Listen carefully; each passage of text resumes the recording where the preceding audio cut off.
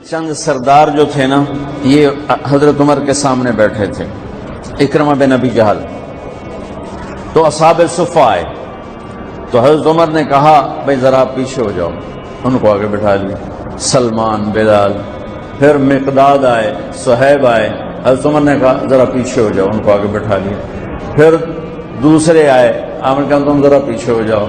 ایسا کرتے کرتے سرداروں کو جوتیوں پہ بٹھا دیا اور غریب غلام آگے بٹھا دیے۔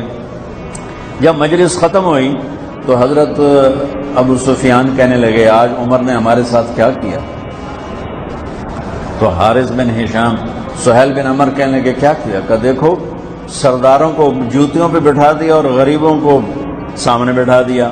تو اس پر سہیل بن عمر نے کہا اس میں عمر کا قصور نہیں، ہمارا قصور، ہم نے اسلام لانے میں دیر کی، ہم پیچھے رہ گئے، انہوں نے پہل کی، وہ آگے نکل گئے۔ تو اب ایک دم، حالانکہ یہ بالکل فتح مکہ پہ ایمان لائیں، ان کو نبی کی صحبت کے چند دن ملے ہیں، لیکن ایک ماحول بنا ہوا تھا، اس ماحول کو میں بتا رہا ہوں۔ یہ آپس میں کہنے لگے چلو دنیا کی تو خیر ہے، پیچھے رہ گئے، اگر آخرت میں پیچھے رہ گئے پھر کیا ہوگا؟ اس خیال کا آنا تھا کہ چاروں آگے حضرت عمر کے پاس کہ عمر تم نے ہمیں سامنے سے اٹھا کے جوتیوں پہ بٹھایا، ٹھیک ہے ہم حقدار ہیں، لیکن ہمیں پریشانی یہ ہے کہ ہم چاہتے ہیں کہ آخرت میں تمہارے برابر ہو جائیں، ساتھ ہو جائیں، آگے تو جا نہیں سکتے، پیچھے نہ رہ جائیں، کوئی راستہ ہے؟ حضرت عمر نے فرمایا ان لوگوں نے اللہ کے نام پہ اپنی قربانیاں پیش کی، تم اللہ کے نام پہ اپنی جان پیش کرو، مال پیش کرو، تو تم بھی ان کے ساتھ ہو جاؤ۔ تو یہ کہنے لگے جی بالکل ٹھیک ہے۔ تو یہ سارے قریش کے سردار مکے آئے اور مکے سے بمع خاندانوں کے انہوں نے ہجرت کی، 400 بڑے سردار انہوں نے مکہ چھوڑا۔ جب یہ مکے سے نکلے تو سارا مکہ رو رو کے برا حال کر رہا تھا۔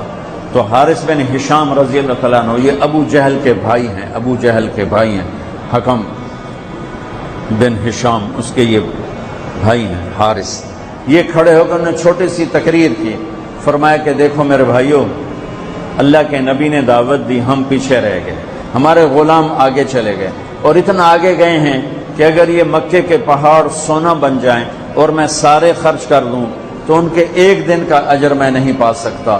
میں چاہتا ہوں کہ ہم اپنی جانوں کا نذرانہ پیش کر کے ہم ان کے ساتھ ہو جائیں۔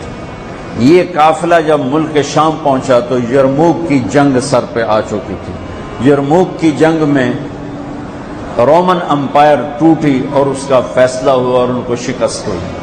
اس میں 3 لاکھ کا لشکر تھا رومن امپائر کا، اور صحابہ کا لشکر تھا 30,000، تو 10 گنا بڑا لشکر تھا۔ تو 9 دن یہ جنگ چلتی رہی کہ یہ لوگ وہاں پہنچے۔ تو ایک دن ایسا ہوا کہ لڑتے لڑتے صحابہ کے قدم اکھڑ گئے اور اہل ایمان دبتے دبتے دبتے اپنے خیموں تک پہنچ کر رومی ان پر چڑھتے آ رہے تھے اور ان کے حوصلے پست ہو رہے تھے کہ حضرت اکرمہ بن ابی جہل انہوں نے نا ایک دم اپنے سر سے نا لوہے کی ٹوپی کو اتار کے پھینک دی اور اپنی زرہ بھی اتار دی اور اپنی تلوار کی نیام کو بھی توڑ کے پھینک دیا، اور ہاتھ بلند کر کے کہ کوئی ہے میرے ہاتھ پر بیعت کرے موت کی کہ یا اللہ اس ایمان والوں کو فتح دے گا یا ہماری قبریں یہاں بن جائیں گی۔ تو خالد ابن ولید اور اکرمہ بن ابی جہل قریبی رشتہ دار ہیں، تو خالد ابن ولید نے حضرت اکرمہ کا ہاتھ پکڑ لیا، کہا کہ نہیں میں تمہیں ایسا نہیں کرنے دوں گا، ہمیں تیری ابھی ضرورت ہے۔ تو انہیں ایسے ہاتھ جھٹکے سے چھڑا کر کہا الیک عنی، الیک عنی کا ویسے ترجمہ تو ہے دفع ہو جا، الیک عنی دفع ہو جا۔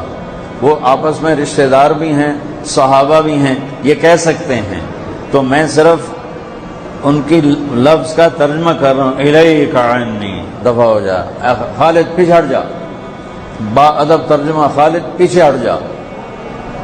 کیوں؟ کہ میں اور میرا باپ ساری زندگی اللہ کے نبی کی دشمنی کی اور ان کے خلاف لڑتے لڑتے لڑتے زندگی گزار دی، آج اس داغ کو دھونے کا دن آیا ہے، آج میں اپنی جان دینا چاہتا ہوں تاکہ میرے دامن پر جو اللہ کے نبی کے ساتھ جنگ کے دھبے ہیں ان کو میں دھو دوں، لہذا میں تیری بات نہیں سنوں گا۔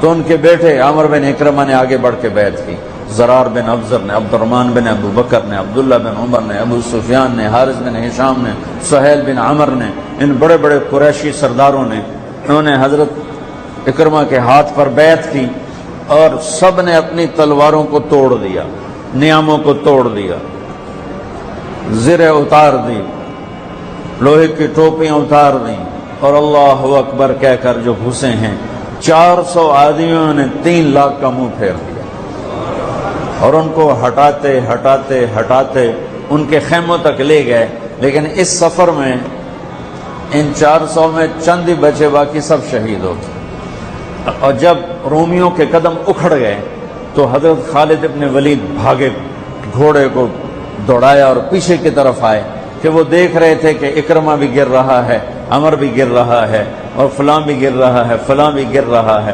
تو یہ جلدی سے بھاگ کے پیچھے آئے تو دیکھا تو ان کے بیٹے تو ختم ہو چکے تھے اور اکرمہ کے تھوڑے سانس چل رہے تھے، تو انہوں نے بیٹے کو یہاں رکھا، اکرمہ کے بیٹے عمر کو، اور حضرت اکرمہ ابو جہل کے بیٹے کا سر اپنی گود میں لے کر تھوڑا پانی منہ میں ٹپکایا نا، تو انہوں نے اسے آنکھیں کھولی، کہا کون ہو؟ کہا میں خالد ہوں۔ گلے من الدبرہ، کیا فیصلہ ہوا؟ تو خالد نے کہا مبارک ہو، اللہ نے ایمان والوں کو فتح دی۔ کہا اچھا، عمر کو کہہ دینا جو تم نے کہا تھا وہ ہم نے کر دیا۔ آئے ہائے، اور ساتھ ہی جان نکل گئی۔ تو خالد ابن ولید کے ایک دم آنکھوں میں آنسو آئے اور انہوں نے غصے سے کہا کلا زعم ابن الحنتمۃ اللہ نستشہد۔ عرب جب کسی کو پیار سے بلاتے تھے تو باپ کے نام سے، یا ابن عمر، اے عمر کے بیٹے، یا ابن الخطاب، اے خطاب کے بیٹے، عزت محبت سے بلانے کے لیے باپ کا نام آتا تھا، اور غصے میں بلانا ہوتا تھا تو ماں کے نام سے، یا ابن سمیہ، یا ابن الحنتمہ۔ یہ ان کی ثقافت تھی کہ غصے میں بلانا ہے تو ماں کے نام کے ساتھ، عزت محبت میں بلانا ہے تو باپ کے نام کے ساتھ۔ یہاں خالد ابن ولید کو عمر پہ غصہ چڑھا ہوا ہے، کلا زعم ابن الحنتمۃ اللہ نستشہد۔